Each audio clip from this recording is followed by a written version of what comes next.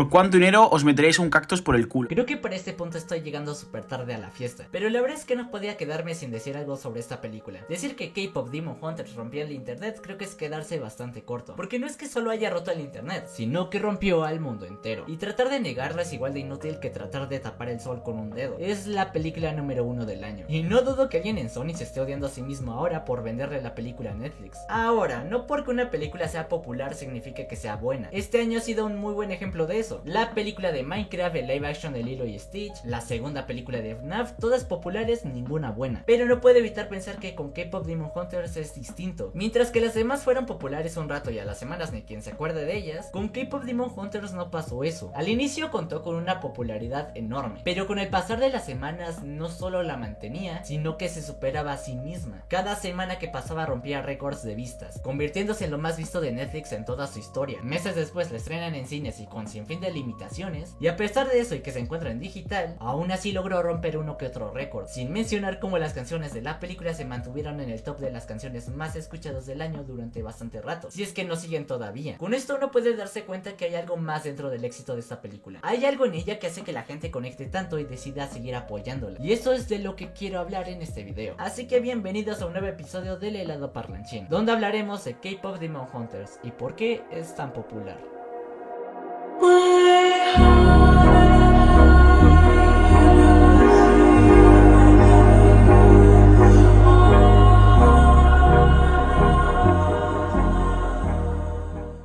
La película comienza contando nuestra historia de cómo surgieron las cazadoras de demonios y básicamente todo el lore de este mundo. En esta historia los demonios existen y son controlados por Gima, una especie de ser de fuego rosa. Sí, ni yo entiendo bien cómo funciona, pero se ve cool. Estos demonios han existido y han atormentado a la humanidad por varios años, hasta que entonces apareció un grupo de 3 cazadoras que, usando el poder de la música, los desterraron a una dimensión paralela, creando una barrera que conoceremos como la Whole Moon, que impide que accedan al mundo real. Este grupo de cazadoras siguió existiendo por varias generaciones, adaptándose a distintas tendencias y épocas hasta llegar a la actualidad. Y no tiene nada que ver, pero Dios mío, apenas vamos empezando. ¿Era necesario ponerle tremenda música épica a esta narración? Ojo, esto no es ninguna queja, simplemente fue de las primeras cosas que pensé al ver esta película por primera vez. Ahora estamos en la actualidad, donde se está a punto de llevar a cabo un enorme concierto, y es aquí donde conocemos a nuestras protagonistas, Rumi, Mire y Zoe, que juntas forman el grupo de K-pop conocido como Huntrix. Más adelante sabremos más sobre ellas y de su pasado, pero creo que es válido hablar de eso desde aquí para establecer quiénes son esos personajes y de dónde vienen. Iniciando por Rumi, la cantante principal del grupo. Ella es hija y sobrina de 2 de las anteriores cazadoras. Lamentablemente perdió a su madre a una edad muy temprana y quedó al cuidado de su tía. Luego descubrimos que en realidad ella es mitad demonio, ya que su padre era uno. Y no esperen que eso tenga respuesta. Ya les voy adelantando que hasta el final de la película es un misterio que sigue sin resolverse. La siguiente es Mira. Ella pertenece a una familia adinerada y dentro de ella resaltaba para mal, por ser demasiado rebelde y ruda. Y por último está Zoe, también conocida como mi vieja. No, espérate, era 20,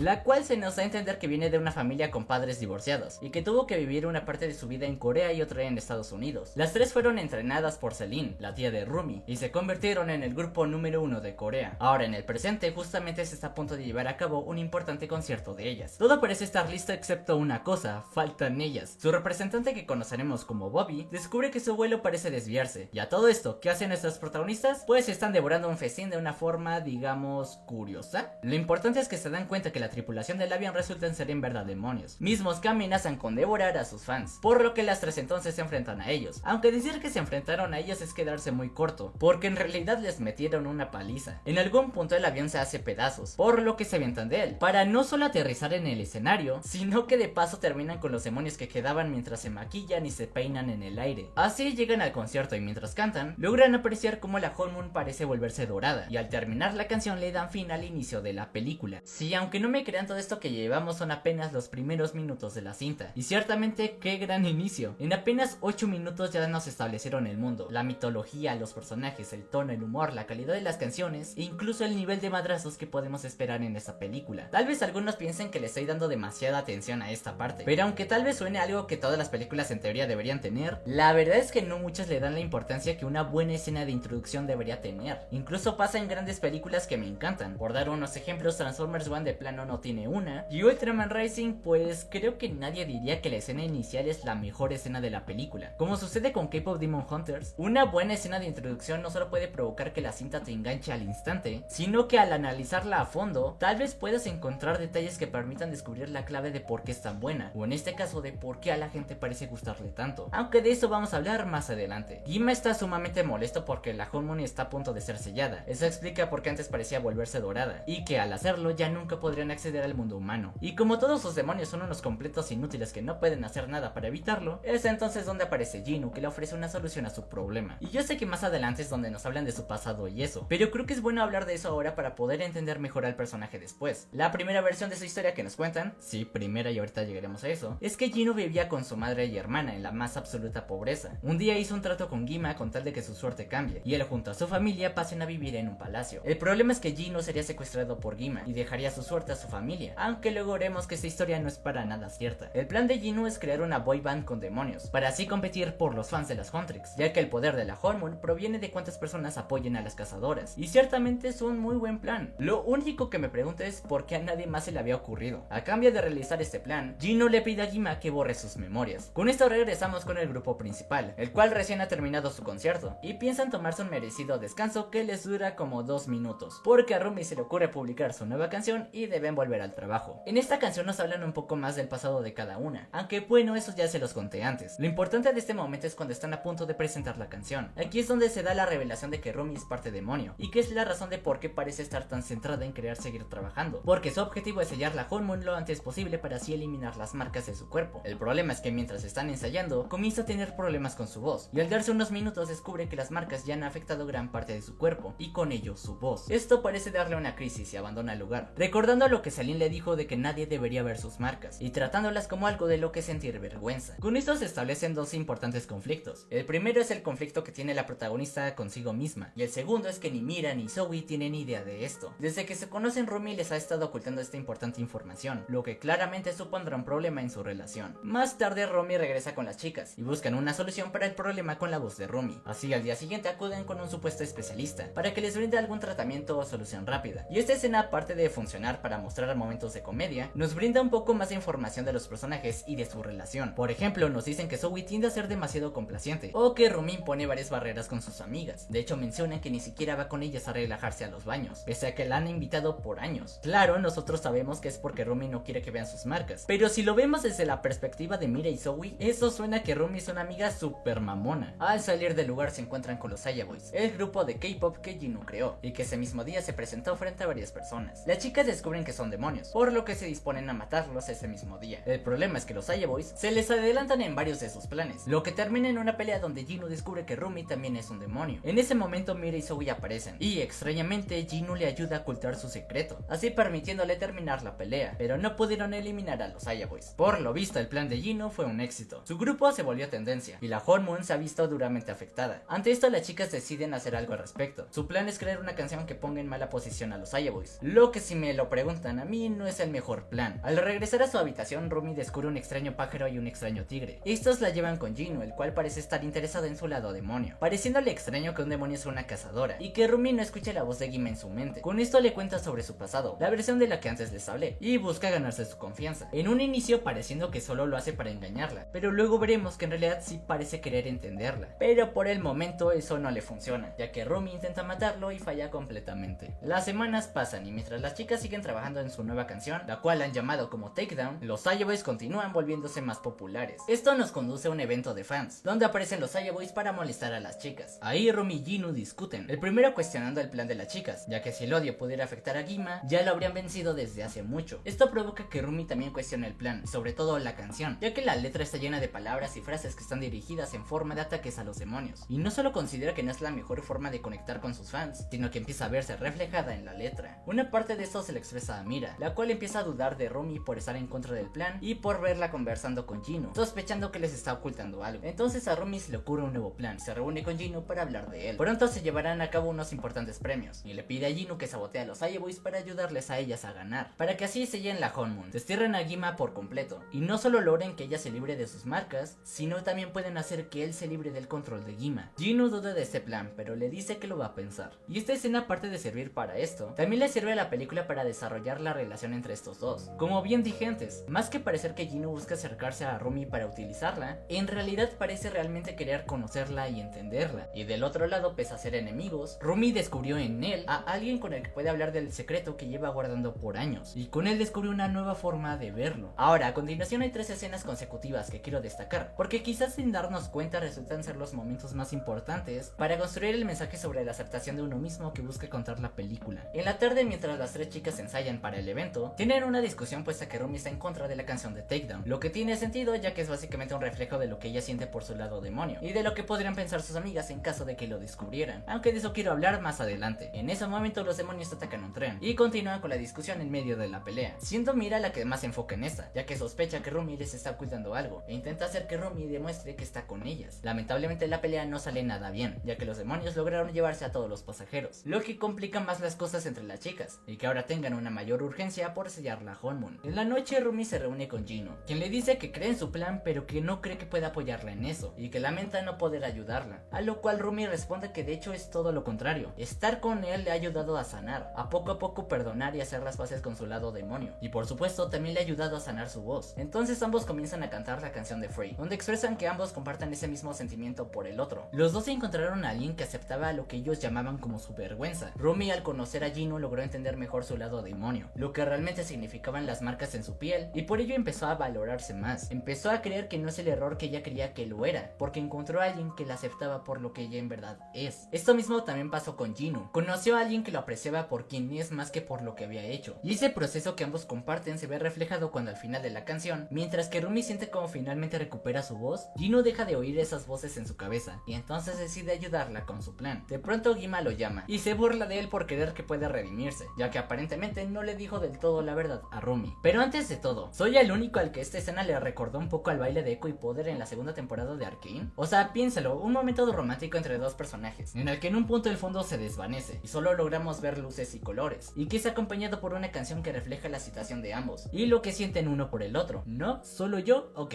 Al día siguiente las chicas hablan, y Mira y Zoe están de acuerdo que no deberían cantar Takedown, porque no es la canción que les hará conectar con sus fans, ya que tampoco las conecta a ellas. Y aquí no solo hablan de lo mucho que se quieren, sino que, como bien dije, estos 3 momentos que acabo de narrar nos ayudan a entender el mensaje que la película quiere contar, sobre la lucha de aceptarse a uno mismo, en un mundo que te dice que deberías avergonzarte por quién eres. Voy a explicar esto comenzando con Mira. Ella dice que su forma de ser nunca fue bien vista por los demás. Esto cuadra con lo que nos dicen de ella, que tanto sus profesores como su familia le decían que era una niña problemática y era demasiado rebelde, y que eso era un grave problema, pero su forma de ser sí tuvo un lugar donde brillar en Huntrix, lo que hizo que ahora la viera como su nueva familia, y creo que eso fue lo que la llevó a desarrollar ciertas inseguridades. Eso bien lo vimos en la escena del tren. Ella se enfoca mucho en que alguien le está ocultando algo, es como si pensara que por eso el grupo se separaría, y la idea de la nueva familia se destruiría por completo. Algo así pasa con Zoe. Ella dice que antes sus letras y pensamientos no significaban nada, hasta que llegó a Huntrix. Bien que nos dan a entender que ella viene de una familia con padres divorciados, y que en algún punto de su vida tuvo que irse a vivir a otra parte, y por lo visto nunca logró encajar en ningún lado. También nos cuentan que ella tiene esta necesidad de querer complacer a todos, y eso de igual manera se ve reflejado en la escena del tren, donde escucha atentamente la discusión que tienen Mira y Rumi, e intenta evitar que peleen sin realmente comprometerse con la postura de ninguna. O también momentos antes, mientras Mira se enoja con Rumi por querer cambiar los planes en el último minuto, ella dice: está bien, no pasa nada, nomás voy entonces a cambiar esa parte, o de plano voy a destruir la letra. Y bien, vimos el camino de Rumi, que siente vergüenza por su mera existencia, ya que su tía le inculcó que tiene que ocultar su lado demonio. Eso es lo que quiere contar la película. Cada uno de los personajes parte desde un entorno en el que ser ellas mismas eran sinónimo de algo malo, algo que no está bien, algo por lo cual debería sentir vergüenza, y que el intentar obedecer ante esto solo las termina perjudicando más. Creo que eso es lo que buscaron simbolizar con la voz de Rumi. Mientras más intentaba ocultar lo que por años le hicieron creer que era un error, más se perjudicaba a sí misma. Pero no porque un grupo, tu familia o una cultura dicte que una parte de ti esté mal, significa que no tenga valor a ojos de alguien más. Mira y Zoe encontraron en Huntrix un espacio donde habían personas que en lugar de juzgarlas, buscarían hacer que esos rasgos suyos pudieran brillar más que nunca. Y Rumi encontró en Gino a alguien que no solo sabe por lo que pasa, sino que en vez de criticarla, ofenderla o temerle, intentó entenderla. Y creo que con esto cobra sentido el cómo deciden mostrar a sus personajes, no mostrándolas como seres casi perfectos, sino que quieren mostrarlas de la forma más genuina posible. Quieren mostrarlas siendo ellas mismas. Las vemos haciendo el ridículo, gritando, comiendo porquerías, sin estar maquilladas todo el tiempo, enamorándose, poniéndose locas por alguien que se les hizo sexy, e incluso una de sus primeras escenas es ellas comiendo de una forma que perfectamente para alguien podría parecerle asquerosa, pero ese es el punto, así simplemente son ellas. Cuando no alguien puede ser dentro de tu familia, escuela o lo que sea, alguna vez te has dicho que deberías lucir así, hablar así, comportarte así, comer así, y si no lo cumples, entonces hay algo mal contigo. Y por eso es hasta curioso que la película esté centrada en el K-pop, una industria en la que no es nada raro ver que se atente contra la integridad física y emocional de sus involucrados, y por alguna razón se volvió un punto de crítica contra la película, porque no es una representación fiel de la industria. Pero creo que justamente ese es el punto, porque todo el mensaje que la película busca explorar y defender va completamente en contra de ello, y con esto creo que podemos entender por qué esta película parece estar conectando tanto con la gente. K-Pop Demon Hunters es una película accesible para cualquiera, ya sea para aquellos que la verán por primera vez, como para los que es su segunda, tercera o más de cuarta ocasión viéndola. Por un lado no es una película precisamente larga, y es una experiencia bastante disfrutable, pero que por el otro lado también busca contar un mensaje con el que muy seguramente varios se van a ver reflejados en él. Es una película que te recompensa por verla, sin importar cuáles sean tus razones detrás de ello, ya sea que quieras pasar la tarde viendo una simple película, incluso si es una que ya viste, o si eres como yo, que le encanta analizar cada parte de la película y ver cómo todo conecta entre sí. Esta película también se presta para eso, porque aparte de hacerte reír y pasar un rato agradable, también busca contarte algo, también puedes encontrar algo de valor en ella. No es una película perfecta, más adelante voy a explorar unos cuantos temas que tengo con ella, pero simplemente me encantó esta película, y solo por esto de lo que estoy hablando, entiendo por qué sigue rompiendo al mundo.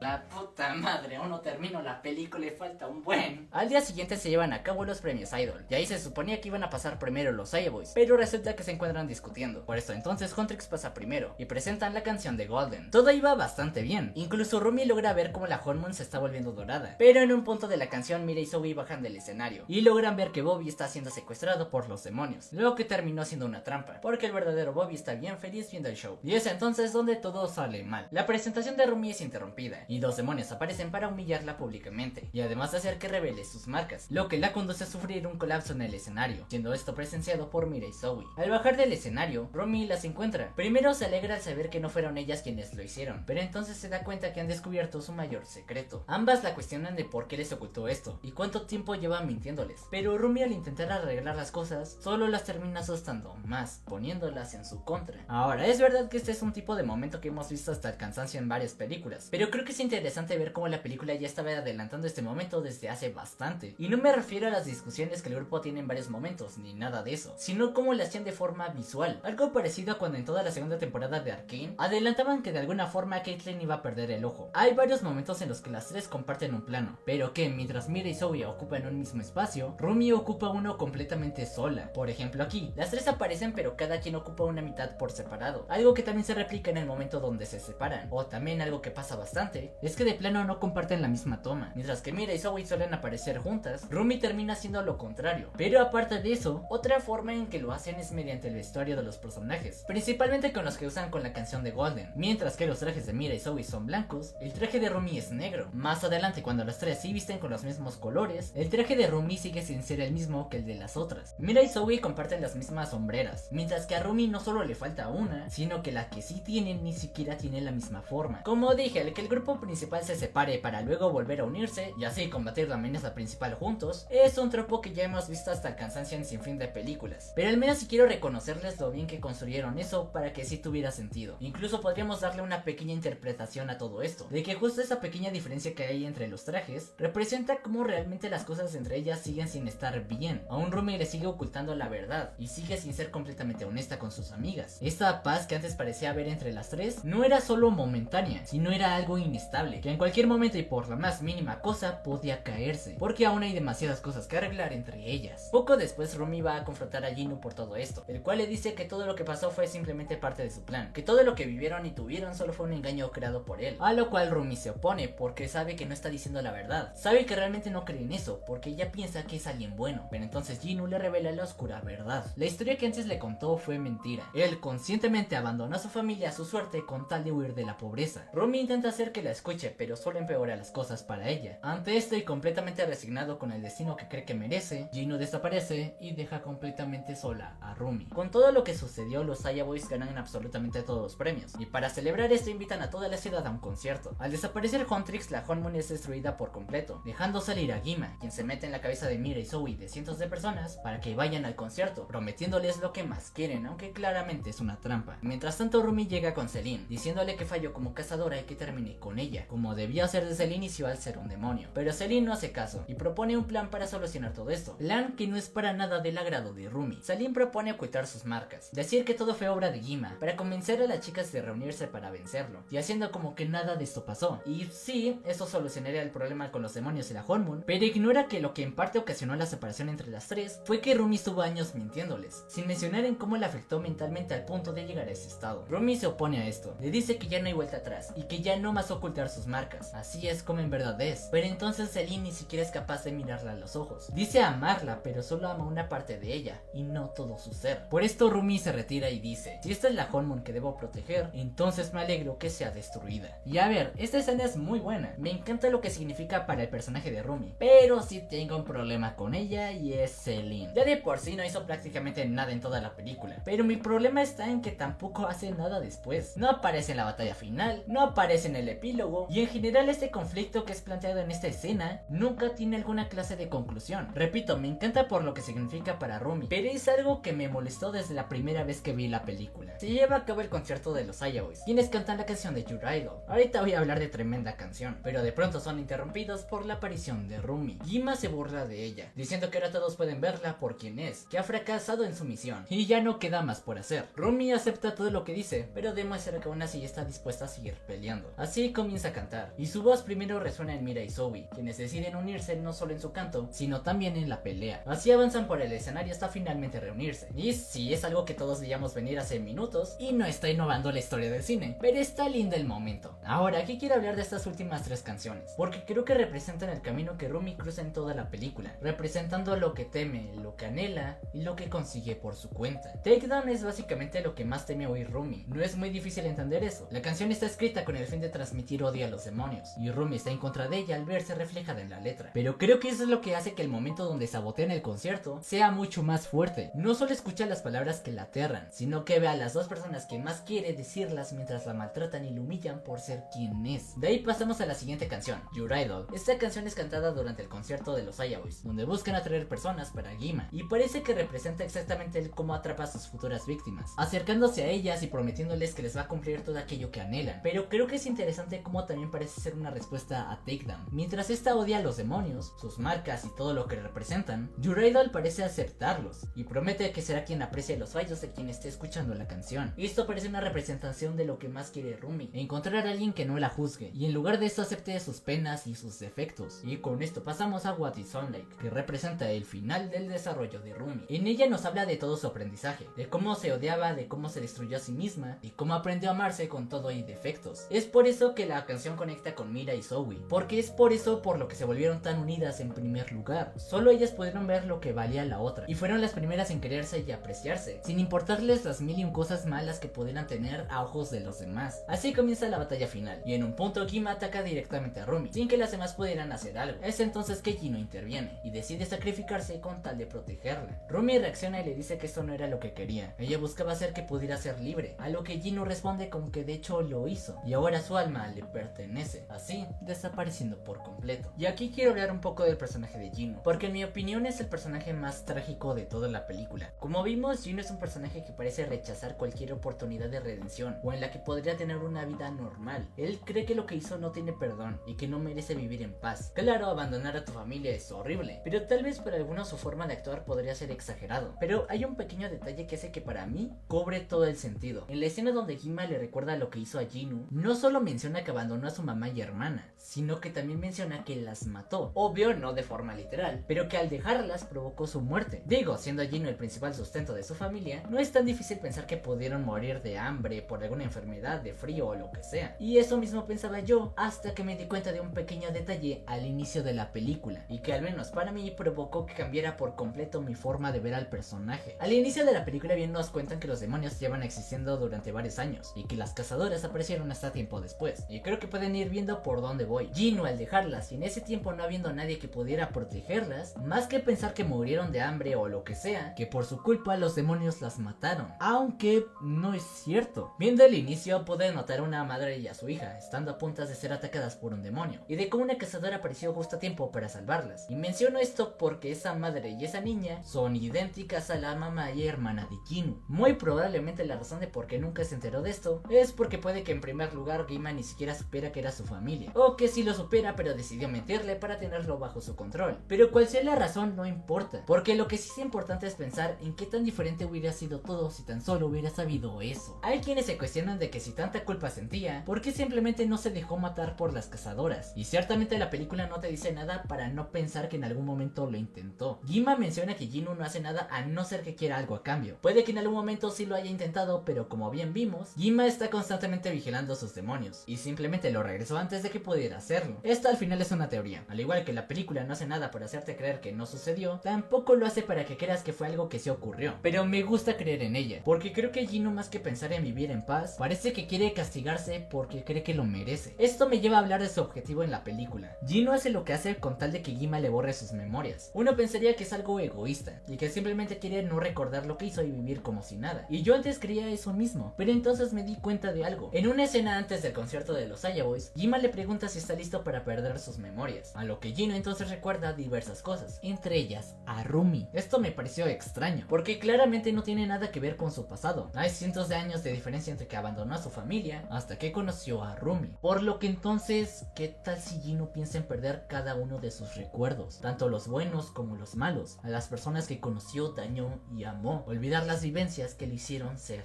él. Se convertiría en un cascarón vacío. Estaría muerto en vida sin recordar quién es ni quién alguna vez fue. Por eso creo que Gino es un personaje trágico, porque si tan solo hubiera sabido que su familia, a pesar de lo que hizo, estuvo bien, tal vez no llegaría a los extremos a los que llegó. Tal vez podría haberse perdonado y darse la oportunidad de tener una vida plena con Rumi. Es por ella por lo que creo que su final, a pesar de morir, fue hasta cierto punto feliz, porque al menos logró redimirse ante los ojos de alguien. En vez de huir y escapar como antes lo había hecho, decidió que su último acto en vida sería salvar a alguien a quien aprecia. Después de que Gino desaparece, Rumi decide terminar con todo esto de una buena vez. Así, con todo el auditorio uniéndose a la canción, las tres chicas obtienen el poder suficiente para poder desterrar a Gima y volver a crear la Honmon, así dando fin a la batalla con las tres amigas nuevamente reunidas y con el público aclamándolas, aunque lo más probable es que no tuvieran ni puta idea de lo que estaba pasando. Tiempo después, no sabría decir si días, semanas o meses, la película no establece cuándo ocurre esto, Rumi les cumple a sus amigas lo que tanto querían. Al salir de los baños, piensan un momento en simplemente relajarse, pero al ver a sus fans deciden que lo mejor sería volver al trabajo. Y ya sé que es el final y todo, pero me gustaría destacar un último y pequeño detalle que me encanta, y es cómo se ven las marcas de Rumi. No desaparecieron al final de la película, de hecho ni siquiera las oculta como vemos a Gino y a los Aya Boys hacer, sino que las deja ver, y que aparte ya no tienen ese tono morado que las hacía super visibles, sino que ahora parecen tener un patrón de arco iris y llegan a parecer transparentes por momentos, como si al igual que con sus fallas y miedos, más que ocultarlas, simplemente las acepta como parte de sí misma, y que a pesar de haber cosas en las que debe seguir trabajando, ya no son un motivo de sentir vergüenza. Y con esto, ahora sí, se termina la película.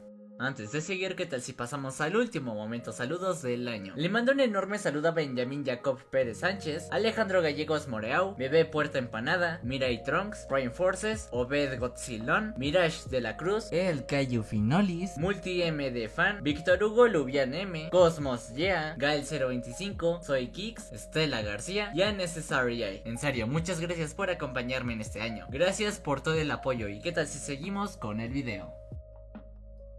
Ok, esta película no es perfecta y sí tengo un par de problemas con ella. Uno es que siento que pudieron haber profundizado más con algunas cuantas cosas, principalmente con Mira y Zoe. Son buenos personajes, pero la verdad es que es bastante notorio que el foco principal está en Rumi, dejándolas un poco de lado durante una buena parte de la historia. Pero mi principal problema con la película, y uno con el que se relaciona bastante con películas como Transformers One, es el tema del doblaje, principalmente en la cuestión de las canciones, que para nada se acercan al nivel del idioma original. Aunque aquí sí quiero decir que no es culpa ni de las actrices o que se hizo en Argentina, como he llegado a ver algunos decir. Leyendo lo que las personas que se dedican a la producción musical o de sonido dicen sobre esto, es que el problema no está ni en la letra ni en las voces, sino que está en la mezcla del sonido. Y no es por cuestión de que no saben hacer bien su trabajo, no, el tema es que parece que el propio Netflix no les brindó ni el presupuesto ni las herramientas necesarias para poder hacer un buen trabajo. Esto es algo muy común en el doblaje, que una empresa de distribución de una película establece un presupuesto normalmente muy reducido para el doblaje, y va con cada casa productora de doblaje hasta encontrar una que acepte trabajar con tan poco dinero. Y esperen, ¿acaso se está repitiendo la historia en la que una compañía decide atentamente sabotear el doblaje de su película únicamente pensando en cuestiones monetarias sin importarle la calidad de su producto? Porque vuelvo a decir, esto no es culpa de las actrices, ellas hicieron su mayor esfuerzo y ni siquiera es tema de que esté hecho en Argentina, porque los trabajos que he visto son de una bastante buena calidad. Esto es solo otro caso de una compañía siendo extremadamente tacaña y afectando el resultado final de su producto, lo que es sin duda una pena. Ok, aquí va a pasar algo como con Transformers One. ¿Realmente necesito explicar lo que me gustó de la película? En todo el video llevo hablando de la historia, los personajes y su mensaje. Las canciones me encantan a un punto que saqué un top de ellas como hice con Arcane. Y hay que estar ciego como para no apreciar lo hermosa que se ve la animación. Aunque ahora me cuestiono cuál es el punto de esta parte. Pero ya dicho eso, ¿qué tal si pasamos a la...? Estoy completamente seguro que han escuchado la historia que han repetido todos sobre que no esperaban nada de esta película y que les terminó sorprendiendo. Bueno, ese no es mi caso, yo sí esperaba algo de esta película. Desde que escuché que iba a salir una película llamada K-Pop Demon Hunters, a mí ya me tenían comprado. Y lo que pasa es que no solo se cumplió lo que esperaba, sino que lo logró superar por mucho. K-Pop Demon Hunters se volvió popular por varios factores, pero uno de los más importantes es porque es una buena película, una muy disfrutable con momentos divertidos y con buenas canciones, así como también que cuenta con un mensaje en el que varios se pueden ver representados. Y por eso me extraña oír a personas decir que si no eres fan del K-pop, esta película no es para ti, cuando creo que para estas alturas del partido eso ha quedado completamente descartado. Como podrán imaginar, a mí me encantó esta película, convirtiéndose en una de mis películas favoritas del año. Y creo que para este punto es tonto decir que si no has visto K-Pop Demon Hunters, ¿qué estás esperando para verla? Así que quiero cambiarla un poco y mejor decir que estás esperando para verla otra vez.